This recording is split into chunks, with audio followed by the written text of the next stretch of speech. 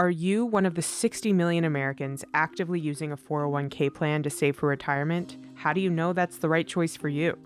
Despite their immense popularity, 401k plans aren't the standard for all retirement accounts. IRAs, or individual retirement accounts, are the most popular choice for those saving for retirement, accounting for more than a third of all U.S. retirement assets.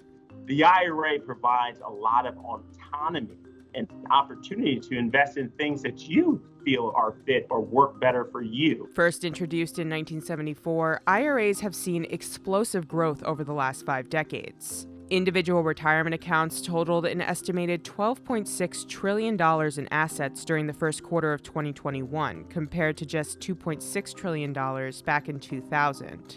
In our research, we've been able to see that the people who use the IRA to make contributions do so year over year over year. But an IRA isn't the only account that future retirees should look out for. More and more Americans have been taking advantage of their HSA, or health savings account, to supplement their retirement savings, despite the fact that the account was never intended to be used for that purpose. Contributions similar to traditional 401ks or IRAs, they go in pre-tax. But unlike traditional 401ks and IRAs, they're also not taxed upon withdrawal if you're using it for a qualified medical expense. Choosing the right retirement account that best suits your needs is a vital step in making sure you are well prepared for retirement. So, how do these alternative retirement accounts operate, and which retirement plan will be best for you? When it comes to choosing a retirement account that's best for you, it all comes down to what financial situation you're currently in. But most experts agree that employer-sponsored accounts should be utilized whenever possible. These include 401k and 403b plans, which are retirement accounts dedicated specifically for employees of public schools, employees of tax-exempt organizations, and certain ministers. When thinking about the first best place to save for retirement, for most people that will actually be their 401k or 403b plan at work. And the reason is 9 out of 10 participants are in plans where the employer makes contributions. I think 401ks are great because typically they have lower fees than other retirement accounts. And especially if your company is offering a match, then 401ks are the way to go. IRAs are best for self-employed individuals and employers or employees who are not offered a 401k due to its limited matching and lower contribution limit. In 2021, 401k plans had a contribution limit of $19,500 a year for employees younger than 50, while IRA contribution limits were strictly set at $6,000. That goes back to what they were originally designed for, right? So the goal was to enable those without an employer-sponsored plan to save in a tax-deferred fashion. And typically people who are higher income, working for large companies, their company is going to offer a 401k. So it's striking the balance between allowing people to save for retirement and offering them that tax advantage, while also making sure that this isn't just a tax shelter for the very wealthy. If you don't have a plan at work, the IRA has all the tax advantages of the plan at work, and you fund it yourself. So it's your contributions that will go in. There won't be any employer money in a traditional or a Roth. It'll be your contributions going in. But it's a great way for you to get those tax advantages that the folks are getting in the employer-sponsored plans. Meanwhile, financial advisors warn HSAs should only be used to supplement your main retirement savings. HSAs should definitely not be a replacement for a 401k or an IRA. If you have a high deductible health insurance plan, then HSAs are great for setting aside money in case of medical expense. To make the most of your retirement accounts, you first need to understand how all the different plans work. So traditional IRAs were first introduced as a part of ERISA back in 1974. And the goal was to really enable those without an employer-sponsored plan to save in a tax-deferred way. And so although eligibility initially was to those without pensions, it eventually expanded to those with employer-sponsored plans in the 1980s. IRAs were also designed to play another vital role in our retirement market: consolidation of rollovers. When people change jobs and they don't want to keep the balance in their 401k with their old employer, then they'll transfer it over to an IRA because that is attached to them directly. And rollovers have played a major role in fueling the growth of IRAs.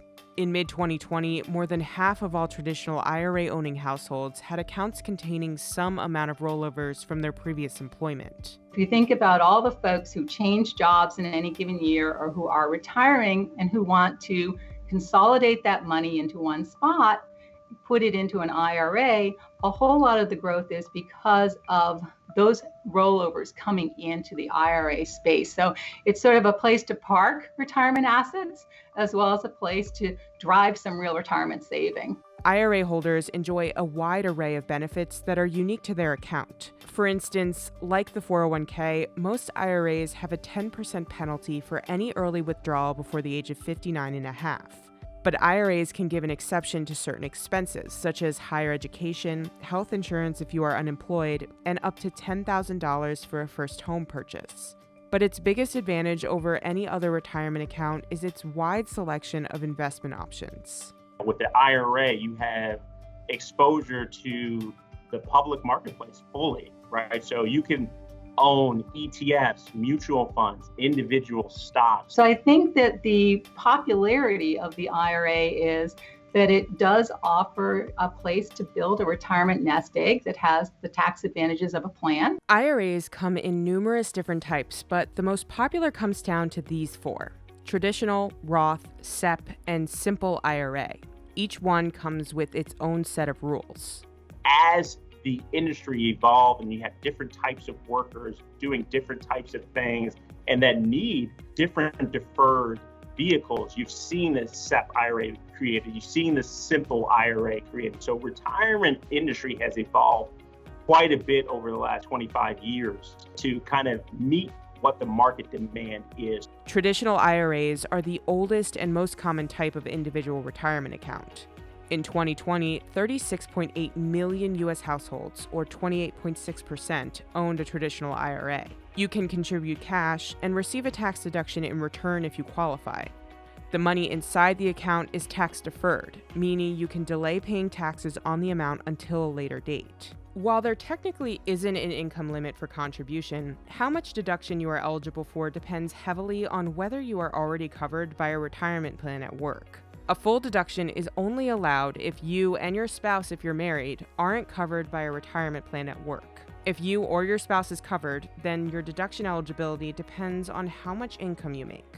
If you're eligible for a deductible contribution, you can save on your tax bill this year.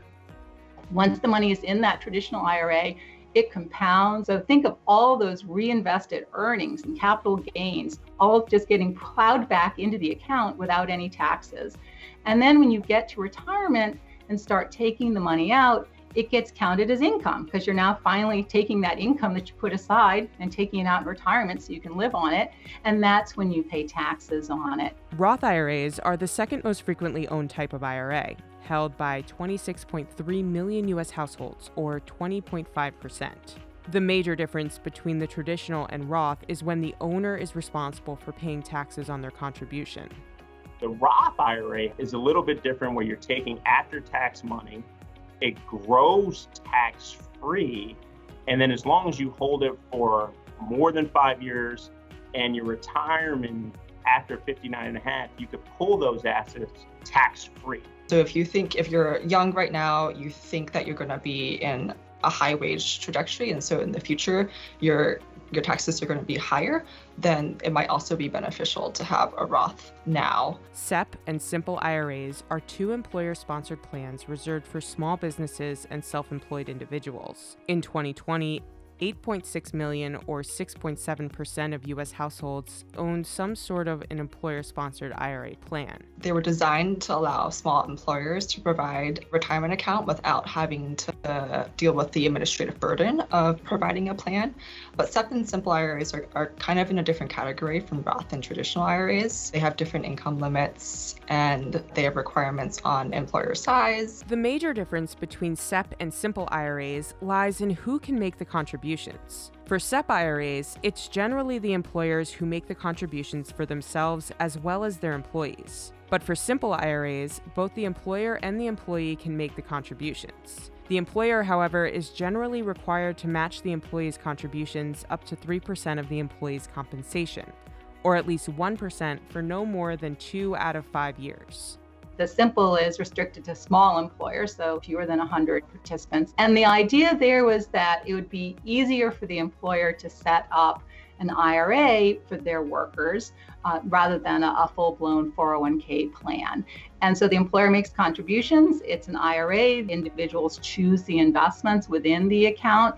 And it pretty much is like an employer-sponsored plan, basically, for people, but in an IRA structure. There's a laundry list of different types suitable for every financial situation. For instance, self-directed IRAs can include investments such as real estate, private company shares, and even cryptocurrency. IRAs definitely do offer a self-directed option once you can add in real estate. And I'm sure a lot of people have heard the stories of some multi-billionaires who have, a large amount of money in their IRAs that could not have come from contributions alone. I think what's so important here is to do an assessment and to really kind of understand what do you need this tool for, what are you trying to solve for, and then ultimately figure out what's the best plan that works for you. If you think about retirement savings, plans such as 401ks and IRAs probably come to mind, but there are other unexpected ways a working individual can save for retirement. A health savings account is one of them. I'm just as puzzled as you in terms of why HSAs became another option for a retirement account. I don't think they were designed to be a retirement account. First introduced in 2003, HSAs were originally created to incentivize saving for medical expenses for those with a high deductible plan. I think it's been born out of folks with high premium costs. Health insurance has gotten expensive, so I think you've seen a lot of participants move to these high deductible plans that are a little bit cheaper. The idea is that you can put money pre-tax into HSA and set that aside. So in the event that you need to spend money on your healthcare, that would not be covered by your insurance plan. The ones that I've seen that have been most popular are for folks that are getting close to retirement, let's say 10 years out, that are planning for retirement and said, hey, listen, I want to defer some assets for potential healthcare costs down the road. And then they retire, they get their Medicare or Medicaid or whatever it might be in their Part B, their supplementary plan. And then on top of it, they have an HSA plan that really makes sure they take care of all their healthcare needs. What makes HSA such an effective tool for retirement isn't just the tax deduction, but the fact that funds can be withdrawn at any time for health expenses. However, once you've enrolled in Medicare, you can't contribute to an HSA. You still have access to the funds already put aside, but you can't add more. Unlike traditional 401ks and IRAs, they're also not taxed upon withdrawal if you're using it for a qualified medical expense. So the plus side is that you're kind of getting a lot of tax benefits. The downside is it only works if you're using it for medical expense. However, a majority of HSA holders are using their accounts to cover their expenses rather than using it to save for retirement. Despite the fact that an HSA balance can also be used to invest, just 7% of health savings accounts in 2019 held investments other than cash. Think about this. I've deferred dollar for dollar $10,000 into my HSA over 5 years. And that $10,000 has been invested into a portfolio that has now grown to $15,000. You've had the capital appreciation of $5,000 because your cost basis was 10. Now you have $15,000 available to you to take care of medical expenses. So it's not a dollar for dollar. I think folks miss the investment component. That's a major deal in being able to provide for healthcare expenses. There's certainly a lot of different types of retirement accounts. It is important to understand the options, especially the employer-sponsored options you have available, just because it's the best way to build up a nest egg for retirement is to start saving early. The Biden administration is expected to propose several changes to the current retirement plan options. During his campaign, President Biden called for an overhaul of 401k tax breaks that tend to skew towards higher income families by equalizing the tax benefits of retirement plans. He also proposed the creation of automatic 401ks that would provide workers without a pension or a 401k type plan a chance to easily save for retirement at work. Despite these changes, retirement accounts will continue to grow as more Americans realize the importance of saving for retirement. I think that really in looking at the U.S. retirement system, it's a system that is really accumulating. We've got $35 trillion earmarked for retirement, and we are going to continue contributing and building that system so that people will have those nest eggs when they get to retirement to rely on.